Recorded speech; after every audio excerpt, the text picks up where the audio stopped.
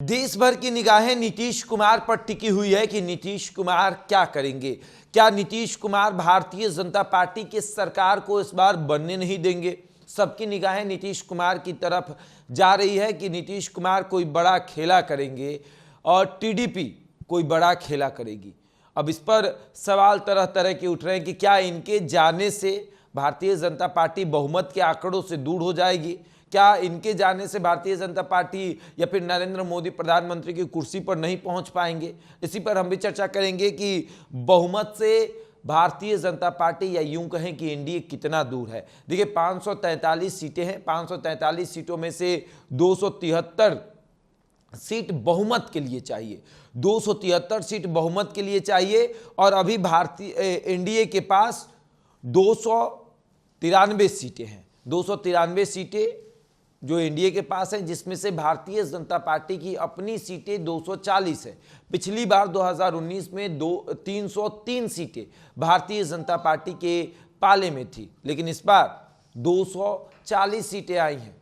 कुल लगभग 63 सीटों का नुकसान भारतीय जनता पार्टी को इस बार हुआ है। अगर देखा जाए सही मायने में तो भारतीय जनता पार्टी ने जिस तरीके से माहौल बनाया था कि अब की बार 400 पार, 400 तो छोड़ दीजिए 300 भी पार नहीं हो पाया और भारतीय जनता पार्टी को बड़ा झटका लगा है। और अब निगाहें नीतीश कुमार पर है। नीतीश कुमार पर ये निगाहें इसलिए भी हैं कि एक तरफ आप देखें तो इंडिया गठबंधन के पास 234 सीटें हैं और एनडीए गठबंधन के पास 293 सीटें हैं। अगर उसमें से नीतीश कुमार की 12 सीटें माइनस हो जाती हैं और टीडीपी की 16 सीटें माइनस हो जाती हैं तो फिर बहुमत से ये लोग काफ़ी दूर चले जाएंगे। एनडीए गठबंधन जो है वो बहुमत से काफ़ी दूर चला जाएगा और एनडीए को यकीन भी नहीं होगा कि ऐसा हमारे साथ हो सकता है। अब भारतीय जनता पार्टी पूरा प्रयास कर रही है कि किसी तरीके से उसे फुलफिल किया जाए, किसी तरीके से उन तमाम चीज़ों को सुलझाया जाए। इसीलिए आज नीतीश कुमार को दिल्ली बुलाया गया और अगर टीडीपी और जेडीयू एनडीए से अपनी दूरी बनाते हैं तो फिर 265 सीटें आपको एनडीए के पास बच जाती है। 265 सीटें टीडीपी अगर साइड हो जाती है और उसके बाद नीतीश कुमार की पार्टी जेडीयू साइड हो जाती है तो 265 सीटें ही बच जाती है, यानी बहुमत के आंकड़ों से 8 सीटों की कमी हो जाएगी। 8 सीट से दूर हो जाएगी एनडीए। और अगर यही नीतीश कुमार और टीडीपी जो हैं वो आपको चले जाए इंडिया गठबंधन में तो 12 नीतीश कुमार और 16 टीडीपी, तो 262 सीटें इधर आ जाएंगी।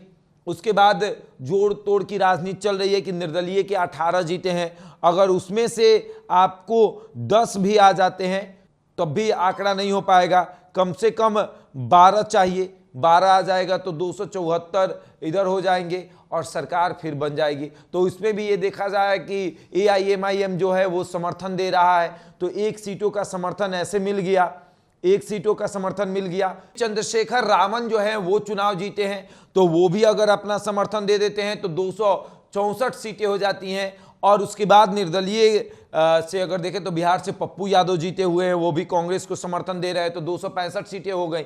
और फिर निर्दलीय के 10 जो हैं वो आ जाते हैं तो 275 सीटें हो जाती हैं और इंडिया गठबंधन की सरकार बन जाती है। तो इसमें भी नीतीश कुमार को प्रधानमंत्री बनाने तक की बात चल रही है कि नीतीश कुमार प्रधानमंत्री बनेंगे और नीतीश कुमार इस बार प्रधानमंत्री की कुर्सी पर बैठेंगे, आगे जाएंगे। और नीतीश कुमार को भारतीय जनता पार्टी अब दिल्ली बुलाई हुई है। भारतीय जनता पार्टी सिर्फ नीतीश कुमार को नहीं बल्कि सभी लोगों को। और जब नीतीश कुमार दिल्ली जा रहे थे तो एक तस्वीर सोशल मीडिया पर वायरल हुई जिसमें नीतीश कुमार आगे की कुर्सी पर बैठे हुए हैं और तेजस्वी यादव पीछे की कुर्सी पर बैठे हुए हैं। यानी ये दर्शाया जा रहा है कि देश का नेतृत्व जो है वो नीतीश कुमार के हाथों में रहेगा और बिहार का नेतृत्व जो है वो तेजस्वी के हाथों में रहेगा। इस तरह की बातें जो हैं वो सोशल मीडिया पर कही जा रही है। तस्वीरों से बहुत कुछ निकल कर सामने आ रहा है। कहा जाता है कि एक तस्वीर जो है वो 1000 शब्दों के बराबर होती है।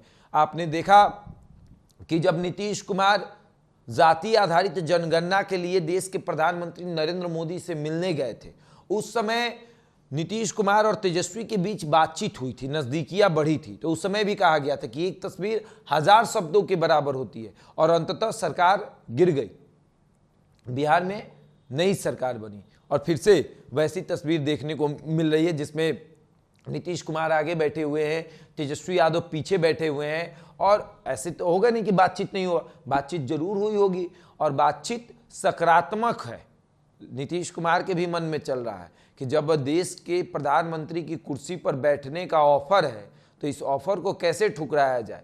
अगर हम अपने सांसद को लेकर जाते हैं तो फिर सांसद तो वहाँ पहुँचेंगे ही, और उसके बाद फिर हमें प्रधानमंत्री की कुर्सी भी मिलेगी। अब आगे देखिए क्या होता है। बहरहाल इस खबर में इतना ही। बने रहिए हमारे साथ और देखते रहे द इंडिया टॉप।